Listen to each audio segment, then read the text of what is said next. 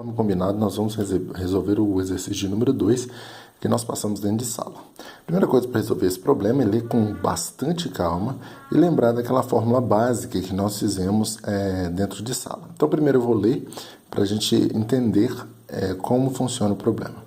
O sistema Kanban será implantado em 3 postos, no A, no B e no C, consecutivos. Isso é, A alimenta B e B alimenta C. A demanda prevista, devidamente estabilizada, é de 50 unidades hora.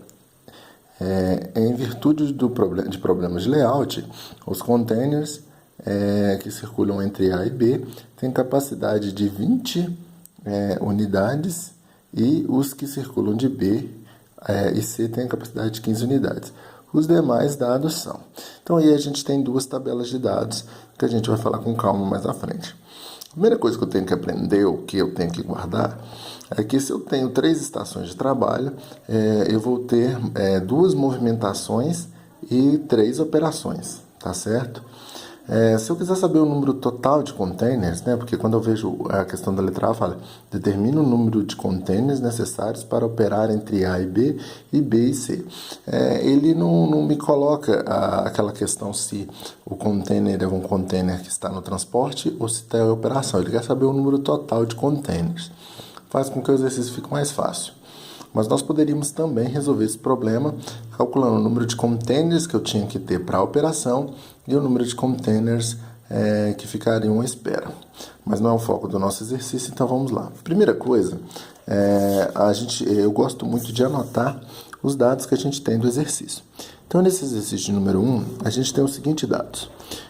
Eu sei que a minha demanda ela vai ser igual a 50 unidades por hora, correto? Então é importante sempre escrever aqui a demanda e como ela está colocada, se ela é par, se ela é unidade, se é por minuto, se é por hora ou por segundo. Porque isso pode influenciar diretamente no meu resultado final se eu não prestar atenção nesses detalhes. Outra coisa que eu sei também é que eu tenho o tamanho do container, né, da minha capacidade de container.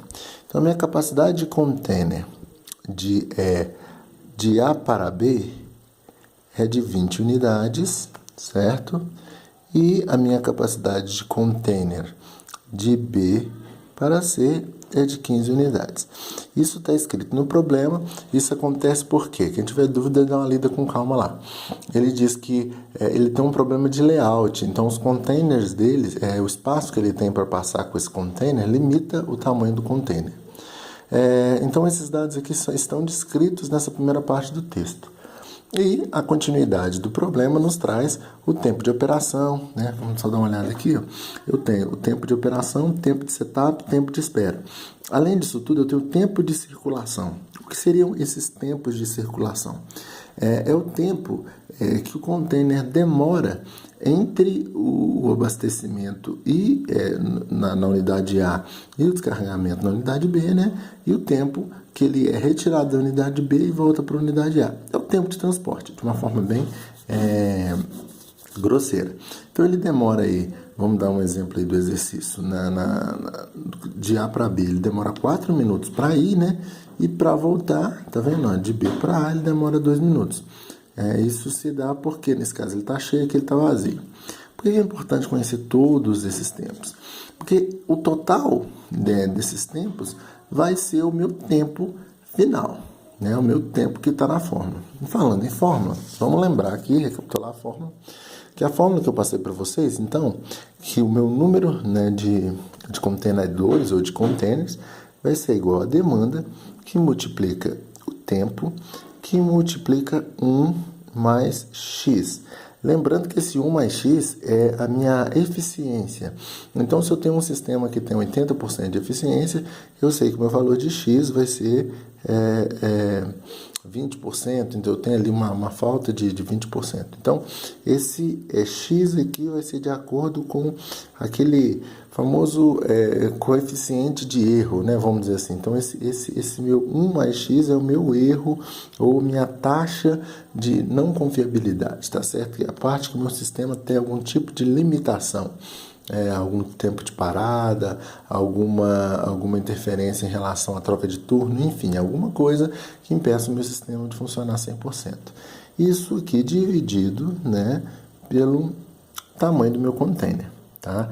Existem algumas literaturas que não têm essa parte do erro. Então, se vocês forem procurar em livros para estudar, vocês vão encontrar que a demanda é vezes o tempo dividido pela quantidade de itens que eu carrego no container. Tá? Então, se essa é a fórmula básica, é isso que eu ensinei para vocês, a primeira coisa que eu tenho que fazer é identificar os valores de cada um. No exercício, ele fala comigo, eu quero saber quanto que é para operar de A para B e de B para C. Tá? Tanto faz se eu começar na frente de A para B ou de B para C, mas como a gente está falando de um processo Kanban, normalmente a gente trabalha sempre de trás para frente, né? Porque a produção é uma produção do tipo puxada. Então, eu pego a parte B, né? Confiro aqui, e aqui eu tenho os tempos que eu tenho em cada um desses processos. Certo? E o que é cada um desses tempos? Se eu considerar que eu tenho aqui um grande T, eu posso dizer que esse tempo, né, no nosso caso aqui, vai ser o quê? A soma, né, do meu tempo de operação, mais meu tempo de setup, mais meu tempo de espera. Então, meu tempo vai ser o tempo de operação, mais o tempo de setup, mais o tempo de espera. Isso, né, esses tempos somados com o tempo de transporte. Então, se eu somar, por que o tempo de transporte? Pensa bem, o container ele vai ficar um tempo X aqui carregando, né? Depois ele vai ficar um tempo aqui no setup, no caso até seria antes, né? Eu tenho um tempo de preparação da máquina, onde o container está lá, mas ele não está sendo carregado. Somo isso com o tempo que ele está sendo carregado, mais o tempo de espera do processo, né? Um tempo que o processo tem ali de espera, mais o tempo de transporte, o tempo que eu tiro da minha unidade de produção até chegar no início da outra unidade de produção. Então, do final da minha unidade A até o início da unidade B, e do final da unidade B até o início da unidade C, e assim por diante. Se eu tiver 1000 unidades, vai funcionar dessa forma. Então, se eu sei que esse tempo é a soma dos tempos, basta vir até o problema de fazer a soma com bastante calma. Vamos entender então. Se a primeira parte que eu vou fazer é B e C, então o que eu devo fazer? Eu devo vir e analisar, olha, 0,30, 0,20. O tempo total de operação que o meu contenedor, que o meu container vai ter, vai ser 30 minutos para carregar e mais 20 minutos para descarregar. Por quê? Durante esse processo aqui, a máquina está operando e está enchendo o container. Nesse processo, a máquina está operando e está esvaziando o container. Porque enquanto o container não é esvaziado, esse processo continua rodando. E aí ele fica vazio e volta para a fila do processo B para ser carregado novamente, e esses containers ficam girando aqui dentro até o momento que você resolve parar a operação.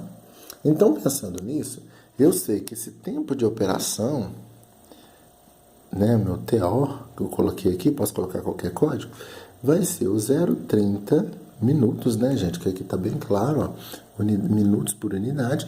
Então, cada unidade produtiva vai gastar 0,30 no processo A, no processo B, desculpa, mais 0,20 no processo C.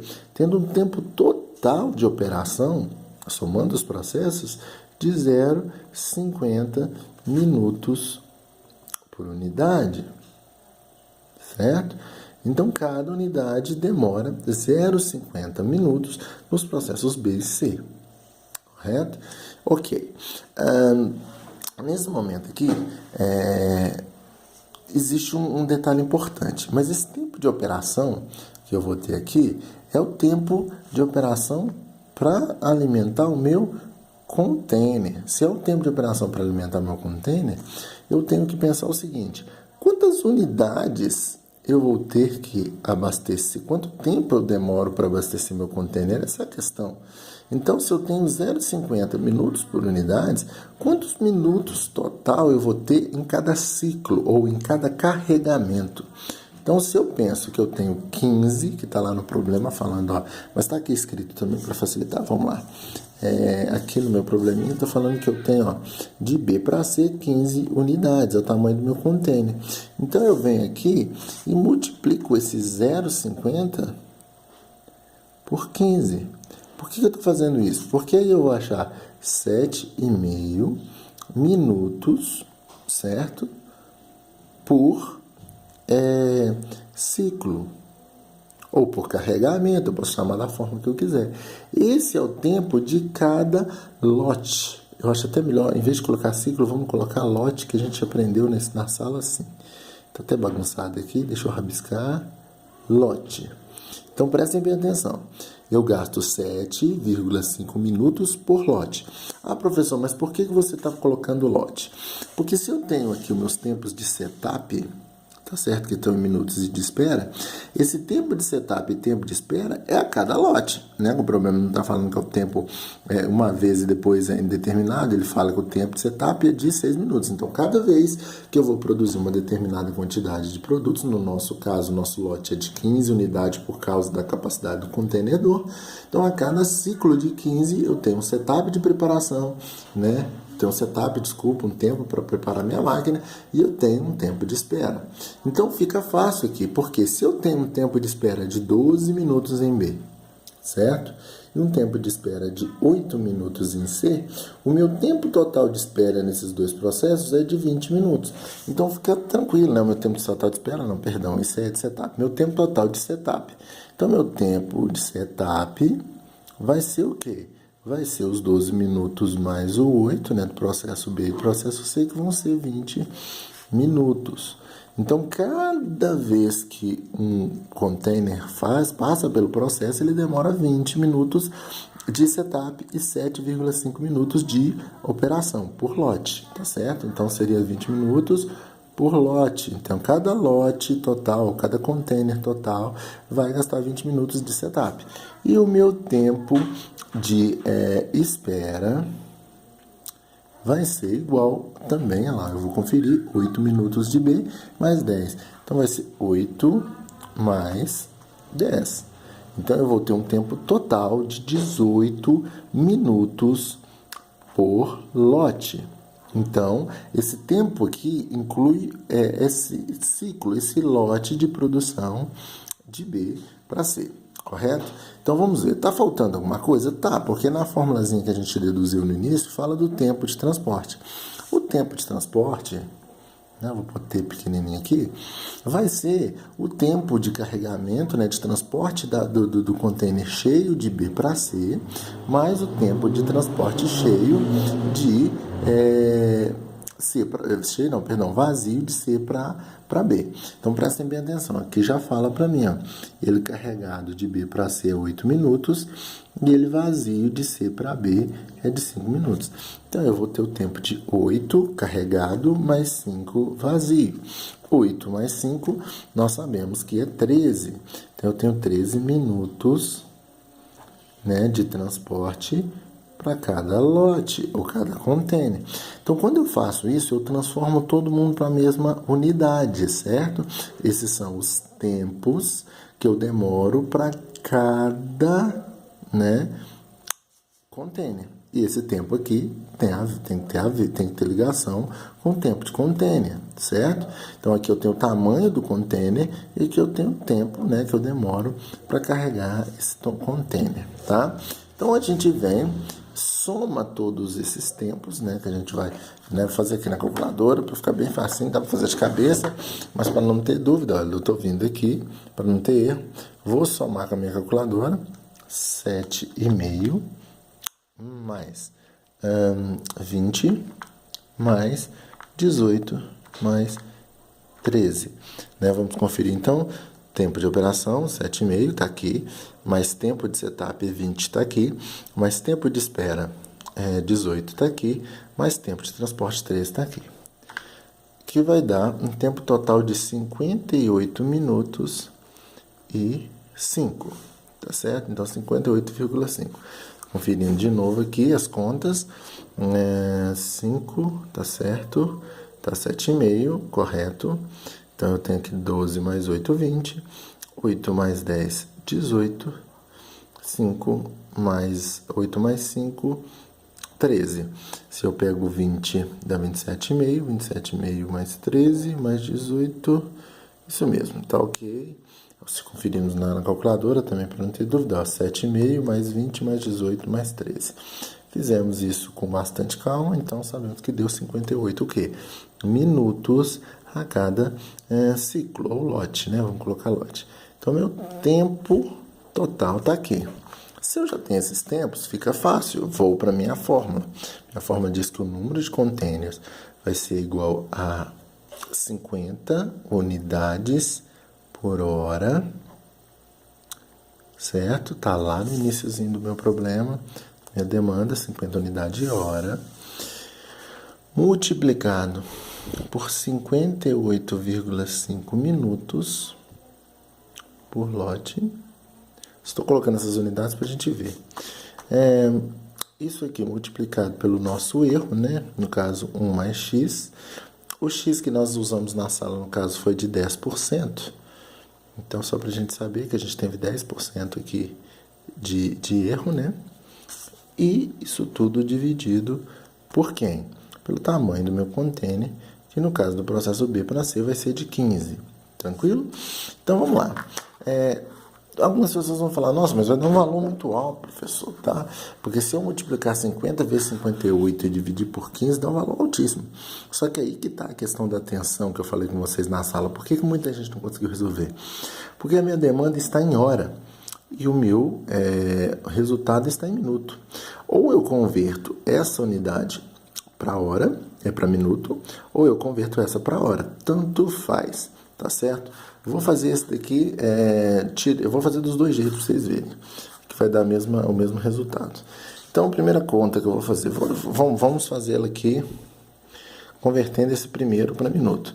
Então, se eu tenho 50 unidades por hora, e uma hora tem 50 minutos, então eu vou pegar 50 unidades e dividir por 60. Então, eu tenho 0,83 unidades por... Eu vou arredondar. Eu vou deixar 83, que para efeito didático não vai dar muita diferença depois, que a gente vai ter que arredondar para cima. Então, unidades por minuto, já não tenho mais hora.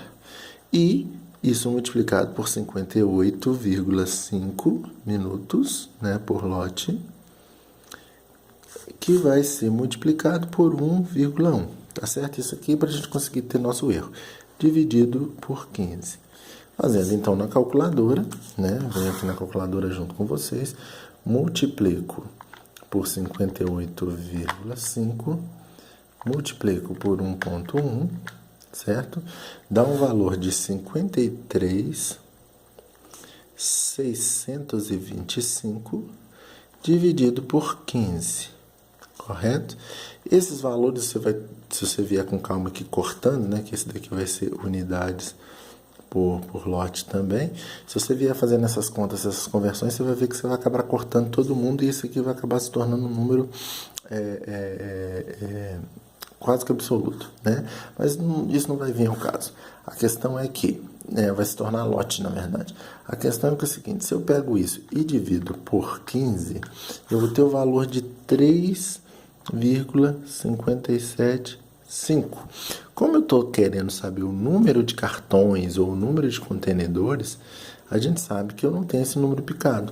Então, eu sei que é aproximadamente, né, o valor é aproximadamente 4 containers. Então, eu tenho 4 containers aqui, certo? Fácil, então. Se eu já sei fazer a primeira, vamos fazer agora a segunda parte. Então, a resposta aqui de B para C vai ser de 4 containers. Então, eu tenho que colocar 4 containers no ciclo para conseguir fazer. Agora que eu já expliquei com calma, vamos fazer a segunda parte, né, da letra A, que vai falar o quê? Prestem atenção. O tempo de operação está todo descrito aqui. Então, vamos repetir. Se eu sei que de A para B é 0,25, então meu tempo, correto? Meu tempo de operação vai ser igual a 0,25 mais 0,30, né? Então, eu vou ter 0,55, que vai ser multiplicado, né? Aqui vai dar 0,55, que vai ser multiplicado pelo tamanho do container. Mas, nessa questão, meu container é 20, preste bem atenção. De A para B é 20, então eu vou multiplicar por 20, que é o tamanho da unidade. Multiplicando por 20, desculpa o foco aqui, peraí, deixa eu tentar acertar esse foco. Isso tá meio ruim. Tá, mas aí dá para ver, né, gente? Mais ou menos. Vai dar um valor... Oh, meu Deus, por que esse foco não tá dando? Ah, consegui. Vai dar um valor de, então, de 11. Deixa eu conferir de novo, isso mesmo. 11 minutos, certo? Então, já tem esse tempo de 11 minutos por lote. E o resto dos tempos é exatamente o mesmo. Então, meu tempo de setup, vocês lembram da primeira conta? Eu só vou colocar aqui para a gente escrever. Meu tempo de setup vai ser